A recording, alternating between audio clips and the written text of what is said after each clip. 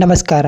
Mumbai Indians ತಂಡದ ವಿರುದ್ಧ ಎಲಿಸ್ peri ಆರ್ಭಟದ batting. RCB ಮತ್ತು ಮುಂಬೈ ಇಂಡಿಯನ್ಸ್ ತಂಡಗಳ ನಡುವಿನ ಈ ರೋಚಕ ಪಂದ್ಯದಲ್ಲಿ ನಡೆಯಿತು ದೊಡ್ಡ ಹೈ ಡ್ರಾಮಾ. ಈ ಸುದ್ದಿಯ ಸಂಪೂರ್ಣ ಮಾಹಿತಿ ಏನು, ಆರ್ಸಿಬಿ ಮತ್ತು ಮುಂಬೈ ಇಂಡಿಯನ್ಸ್ ತಂಡಗಳ ನಡುವಿನ ಈ ರೋಚಕ ಪಂದ್ಯದ ಹೈಲೈಟ್ಸ್ ಯಾವ ರೀತಿಯಾಗಿತ್ತು ಎನ್ನುವ ಸಂಪೂರ್ಣ ಮಾಹಿತಿಯನ್ನು ಈ ವಿಡಿಯೋದಲ್ಲಿ ತಿಳಿಸುತ್ತೇವೆ.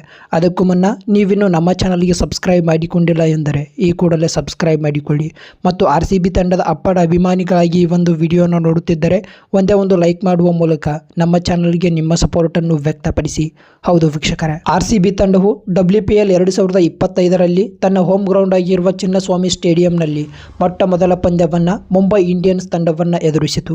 ಈ ಪಂದ್ಯದ ಟಾಸ್ ಗೆದ್ದು ಮೊದಲು ಬೌಲಿಂಗ್ ಅನ್ನು ಆಯ್ದುಕೊಂಡಂತಹ ಮುಂಬೈ ಇಂಡಿಯನ್ಸ್ ತಂಡವು ಆರ್ಸಿಬಿ ತಂಡಕ್ಕೆ ಬ್ಯಾಟಿಂಗ್ ಮಾಡುವ ಅವಕಾಶವನ್ನು ಮಾಡಿಕೊಟ್ಟಿತು. ಇದರಂತೆ ಬ್ಯಾಟಿಂಗ್ ಆರಂಭಿಸಿದಂತಹ ಆರ್ಸಿಬಿ ತಂಡವು ಕೇವಲ 29 ರನ್ಸ್ಗಳಿಗೆ ತನ್ನ ಮೊದಲ ವಿಕೆಟ್ ಅನ್ನು ಕಳೆದುಕೊಳ್ಳುವ ಮೂಲಕ ಸಂಕಷ್ಟಕ್ಕೆ ಸಿಲುಕಿತ್ತು. ಇದರೊಂದಿಗೆ ಸ್ಮೃತಿ ಮಂದನ 13 ಎಸೆತಗಳಲ್ಲಿ 26 ರನ್ಸ್ಗಳನ್ನು ಬಾರಿಸಿ ಪೆವಿಲಿಯನ್ ಕಡೆಗೆ ನಡೆದರೆ ಡೇನಿಯಲ್ ವ್ಯಾಟ್ಹಡ್ಜರ್ ಅವರು ಕೇವಲ 9 ರನ್ಸ್ಗಳಿಗೆ ಪೆವಿಲಿಯನ್ ಸೇರಿಕೊಂಡರು. ಇದರೊಂದಿಗೆ ಮೂರನೇ ಕ್ರಮಾಂಕದಲ್ಲಿ ಆರ್ಸಿಬಿ ತಂಡದ ಪರವಾಗಿ ಬ್ಯಾಟಿಂಗಿಗೆ ಇಳಿದ ಎಲಿಸ್ ಪೆರಿರವರು ಕೇವಲ 30 ಎಸೆತಗಳಲ್ಲಿ ಅರ್ಧ ಶತಕವನ್ನು ಸಿಡಿಸಿ ಮುಂದಿನ 13 ಎಸೆತಗಳಲ್ಲಿ ಮತ್ತೆ 31 ರನ್ಸ್ಗಳನ್ನು ಸಿಡಿಸುವ ಮೂಲಕ ಆರ್ಸಿಬಿ ತಂಡದ ಪರವಾಗಿ 43 ಎಸೆತಗಳಲ್ಲಿ 11 ಬೌಂಡರಿ ಮತ್ತು 2 ಸಿಕ್ಸರ್ಗಳ ಸಹಾಯದೊಂದಿಗೆ 81 ರನ್ಸ್ಗಳ ಸ್ಫೋಟಕ ಇನ್ನಿಂಗ್ಸ್ ಆಡಿದರು ಮತ್ತು ರಿಚಾ ಘೋಷ್ ರವರು 25 ಎಸೆತಗಳಲ್ಲಿ 3 ಬೌಂಡರಿ ಮತ್ತು 1 ಸಿಕ್ಸರ್ನ ಸಹಾಯದೊಂದಿಗೆ 28 ರನ್ಸ್ಗಳ ಇನ್ನಿಂಗ್ಸ್ ಆಡಿದರು. ಇವರನ್ನು ಹೊರತುಪಡಿಸಿ ಆರ್ಸಿಬಿ ತಂಡದ ಪರವಾಗಿ ಯಾವುದೇ ಒಬ್ಬ ಆಟಗಾರ್ತಿಯೂ ಕೂಡ ಅದ್ಭುತವಾದ ಬ್ಯಾಟಿಂಗ್ ಆಡುವಲ್ಲಿ ವಿಫಲರಾದರು ಅಂತಾನೆ ಹೇಳಬಹುದು. ಈ ಮೂಲಕ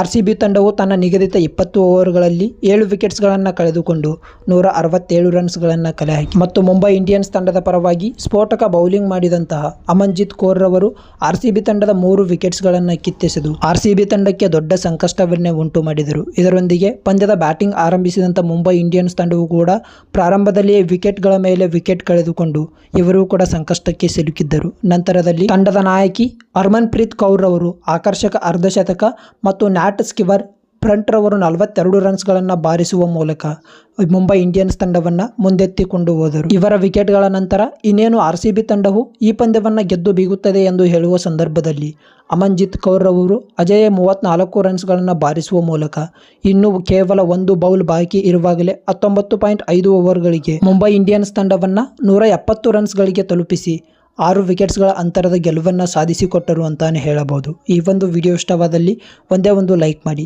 ಇದೇ ರೀತಿಯಾದ ಹೆಚ್ಚಿನ ಅಪ್ಡೇಟ್ಸ್ಗಳಿಗಾಗಿ ತಪ್ಪದ ನಮ್ಮ ಚಾನಲನ್ನು ಸಬ್ಸ್ಕ್ರೈಬ್ ಮಾಡಿಕೊಳ್ಳಿ. ಧನ್ಯವಾದ.